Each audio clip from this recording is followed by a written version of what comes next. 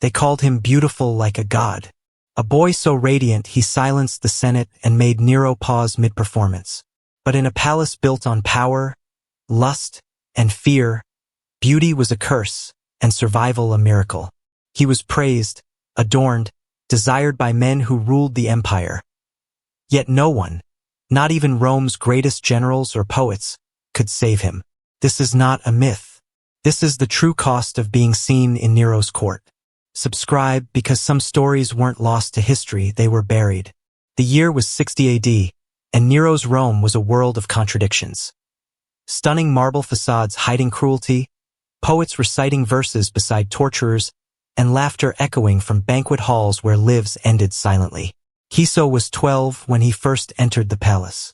Born to a Roman father who had died during the Parthian campaigns and a Greek slave mother, Piso was sold to the imperial household after a senator visiting Corinth glimpsed his face in a marketplace. The boy had features that defied explanation. Dark golden curls, wide amber eyes that seemed too old for his age, and a grace in his posture that made even the guards avert their gaze.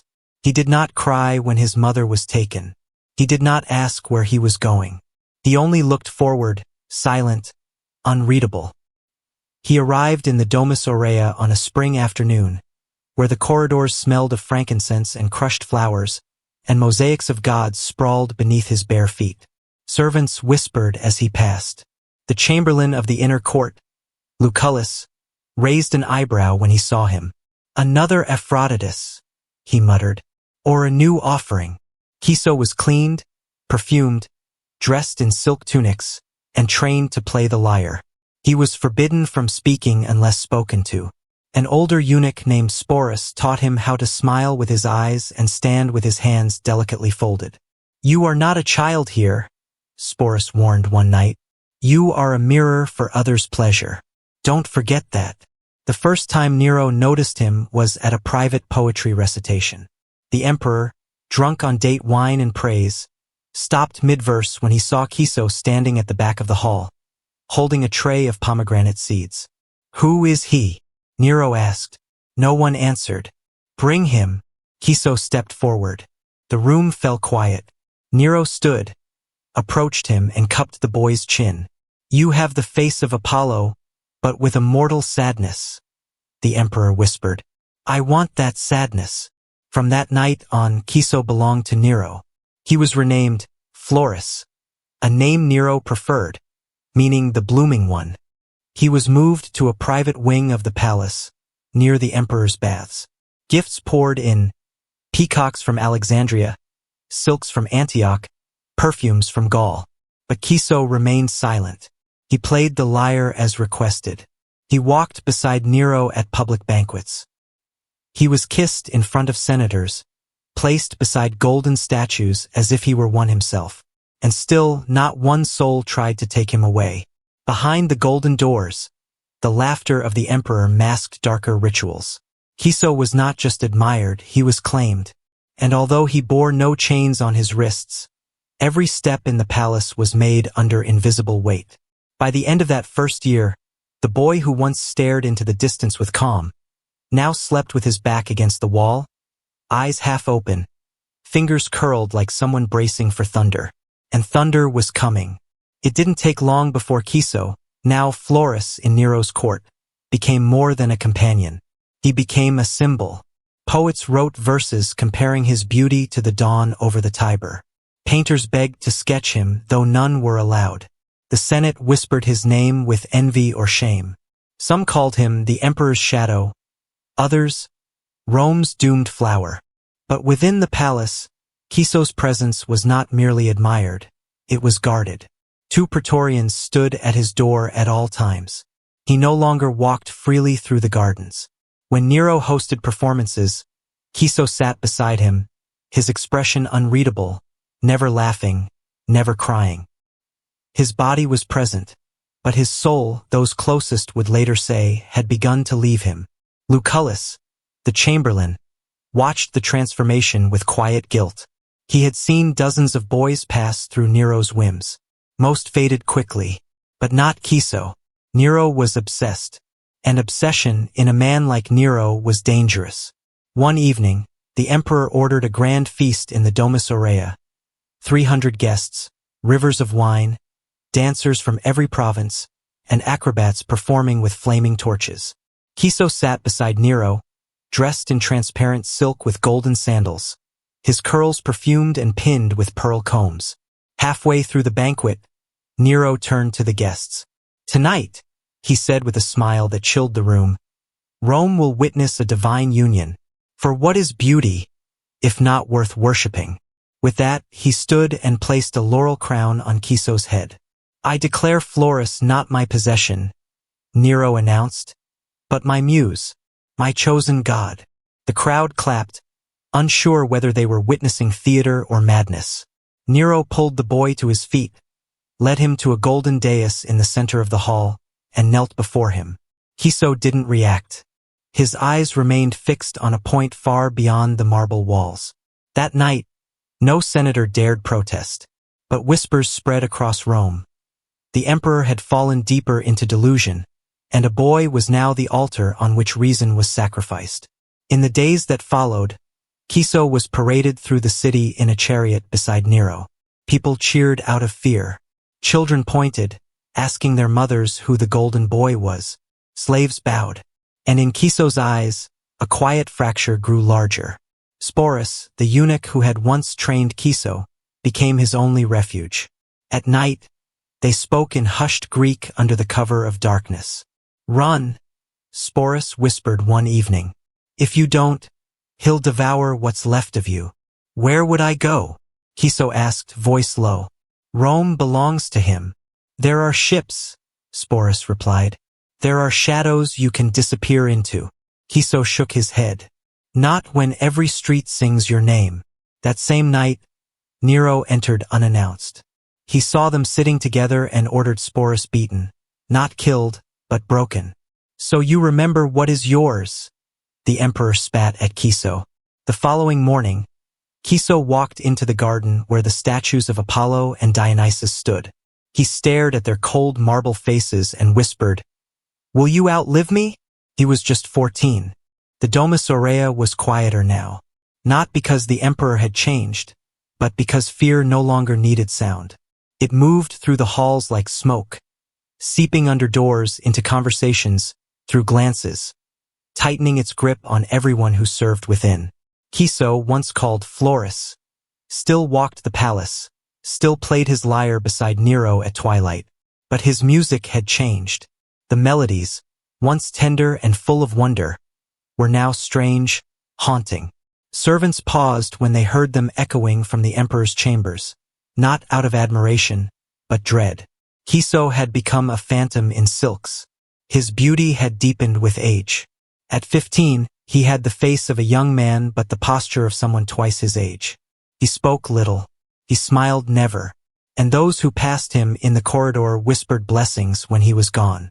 Everyone knew he was Nero's obsession. But what few dared admit was that Kiso had become something more dangerous. Nero's proof that no one could stop him. If the emperor could claim a boy in front of the Senate, parade him through temples, crown him at banquets, and still walk among applause, then Rome was already broken. One afternoon, Kiso stood by the imperial pool. The sun glinted off the water like molten gold, and the sounds of doves cooing filled the air. Nero approached from behind, arms wide. "I've written a new play," he said. "It's about a prince who falls in love with the sun." Kiso didn't respond. "You'll play the sun," Nero said, smiling. "Your silence will be perfect for it." That night, preparations began. A private theater was set up inside the palace, lined with velvet. Dozens of musicians were summoned. And Kiso, the boy who never asked for anything, was costumed like Helios, god of light. His tunic was threaded with gold, his body dusted in crushed pearls. When the play began, the audience, mostly senators, commanders, and Roman elite, watched Nero perform with feverish energy, reciting verses he'd written himself.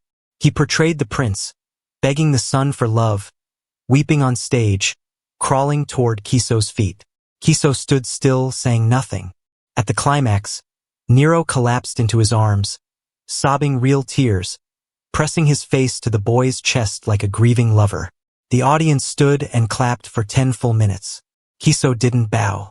Backstage, a tribune named Marcus Valens approached him. He was not a man of sentiment, but something in Kiso's emptiness broke through his armor. "You don't have to live like this," he whispered. "There are places beyond Ostia. I have men." "Don't," Kiso interrupted. Valens paused. "Why not?" Kiso looked him in the eyes for the first time. "Because if I run, he'll kill 20 others just to prove I'm not gone. If I stay, only one of us suffers." Valens said nothing. He stepped back, bowed his head, and walked away. Kiso's only moments of quiet came in the Garden of the Vestals, an enclosed courtyard he could access once a week, under watch. He would sit under the olive trees, fingers weaving through the grass, trying to remember the sound of his mother's voice. On one such afternoon, he was approached by an elderly man, Gaius Rufus, a former magistrate who had known Nero's mother. For 3 days after the attempted escape, Kiso was not seen. Servants whispered of his ghost, wandering the palace halls. Some claimed they heard him weeping behind locked doors. Others said Nero had confined him to the lower chambers, where sunlight never reached and rats fed off scraps from imperial feasts. But no one could confirm anything, not even Lucullus. He had served emperors before Nero. He had seen cruelty, madness, spectacle, but never silence. Not like this. It was as though Kiso, Rome's golden boy, had been swallowed by the marble walls, devoured without leaving a trace. On the morning of the 4th day, Nero appeared before the court for the first time since the scandal. He wore black robes instead of purple, a rare break from imperial custom. His face was drawn, pale, and his eyes, once wild and burning, were oddly vacant. He stood in front of the Senate and announced, "My muse is dead." The room froze. No name was spoken, but everyone knew. A low murmur filled the hall, not of grief, but of terror. Dead? When? How? And why no public mourning, no rites? Only one thing was clear. Nero believed Kiso was gone. Whether by his own hand, or by someone else's, no one dared ask. Behind the scenes, Lucullus demanded answers. He interrogated guards, servants, chambermaids, even Sporus, who now limped from the beating he'd endured weeks earlier. But there was nothing. No body, no blood, no witness, just absence. Perfect, terrible absence. That same night, Nero retreated to his private garden, where he spent hours pacing in circles under torchlight. He ordered new statues, dozens of them, all in Kiso's likeness. Sculptors worked through the night, carving the boy's delicate face into marble, bronze, even ivory. Nero walked among them, caressing each one with shaking fingers. "None of them look right," he would mutter. He had light in him. Soon, Rome became a gallery of grief. Busts of Kiso appeared in libraries, bathhouses, temples. Coins were struck with his profile on the reverse side. Nero composed songs in his memory, dirges that echoed from the palace every night, sung by a choir of eunuchs in mourning robes. He even wrote a decree, "Let no beauty in Rome surpass his." Women were forbidden to wear their hair in curls that resembled his. Boys who shared his features were sent away or hidden. It was madness wrapped in reverence. And yet no one protested, because everyone feared what would happen if they reminded the emperor that Kiso had been mortal. But Kiso was not dead. Not truly. He had escaped, but not as planned. On the night of his disappearance, a kitchen slave named Elpidius had seen it. A group of men, not guards but cloaked, had entered the side passage leading to the imperial stables. One carried a figure wrapped in a tapestry. Elpidius didn't speak, didn't move. He knew better. Weeks later, while helping unload supplies at the docks, he saw a ship bound for Cyrene. Among the crew, a new stable boy, quiet, slim, with sea-gray eyes, never spoke but stared long at the ocean. Elpidius bowed his head and said nothing. Back in Rome, Nero's behavior worsened. He stopped attending Senate meetings. He hosted banquets in complete silence, forcing guests to sit in mourning attire while a lyre played Kiso's favorite melody again and again. He held mock trials, accusing senators of having looked too long at the boy. Several were executed. Others fled the city entirely. Rome was breaking, not from war, not from poverty, but from the emperor's mourning. And no one knew how to stop it. In the spring of 68 AD, rebellion stirred. General Galba marched with his forces toward the capital. Nero's supporters dwindled. The Senate declared him a public enemy. And the people, once seduced by his theatrics, turned cold. In his final days, Nero wandered the halls of the Domus Aurea alone. The statues of Kiso, now covered in dust and shadows, lined the corridors like ghosts. He stopped before each one, whispering to them, "I made you a god," he wept, "and the gods left me." On the night of his death, Nero held one of Kiso's sandals in his hand. No one knew how he still had it. Perhaps he'd kept it from the beginning, a trophy, or maybe something darker. He died with the words, "Qualis artifex perio," what an artist dies in me. But some said he'd really meant to say, "Flores, forgive me." Far away, in the mountains near Cyrene, a young man walked alone through olive groves, dressed like a peasant. He kept no name, spoke to no one, and played melodies on a wooden flute that made grown men weep. They never knew who he was, but they called him the boy who survived the empire. And for the first time in years, Kiso, no longer Flores, felt the wind on his face without fear. Years passed, empires shifted, marble crumbled. Names that once echoed through the halls of power faded into dust. Nero was gone, buried in a tomb few dared visit. His statues were toppled, his memory reviled. A tyrant remembered for fire, blood, and silence. But one name still lingered in whispers, Flores.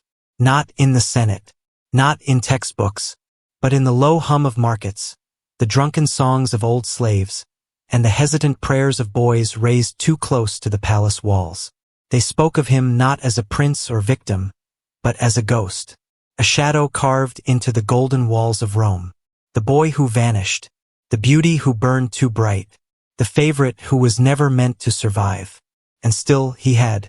In Cyrene, the boy who had once been Kiso lived a life without mirrors. He worked with olive farmers, helped shepherds birth lambs, played his flute for children who didn't know Latin. They called him Linos, the name of a forgotten musician from an older myth. And he never corrected them.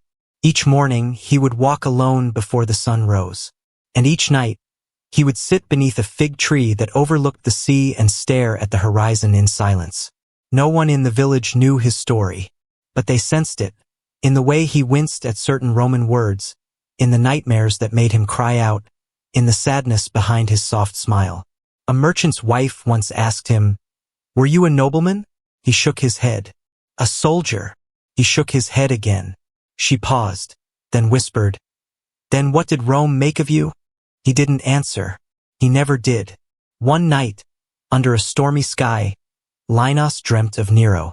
Not the emperor, but the man who played the lyre while Rome burned. The man who touched him like property, who named him Flores, who promised worship and gave only ruin. In the dream, Nero stood among burning statues, reaching for him. "Come back," he pleaded. But in the dream, Linos turned and walked into the sea. When he awoke, his tears were real. By the time he turned 23, the flute songs had changed. No longer sweet, no longer sorrowful. They were deep, ancient, wild sounds that made even elders stop in the street. A traveling scholar from Alexandria heard him play once and said, "That song, it speaks of captivity." Linos replied, "No, it speaks of escape." Eventually, word of Nero's mad love reached historians. Writers like Suetonius and Cassius Dio scribbled versions of Kiso's fate, none accurate, all incomplete. Some said he died by poison. Others said Nero murdered him in jealousy. One writer claimed Flores never existed, that he was a myth made by Rome to explain its own cruelty. None of them knew, because Kiso had made sure they never would. In 92 AD, over 2 decades after Nero's fall, an older man with streaks of silver in his hair arrived in Rome for the first time since his youth. He wore a simple traveler's cloak and carried a lyre on his back. No one recognized him. He walked past the ruins of the Domus Aurea, once Nero's golden palace, now buried beneath the new emperor's constructions. He paused before what remained of the garden. There, beneath ivy-covered stone, still stood a broken statue, headless, armless, but Kiso knew it instantly. The curve of the shoulder, the tilt of the hips, it had been him. He placed a hand on the cold marble and whispered, "You tried to keep me here, but I'm still walking."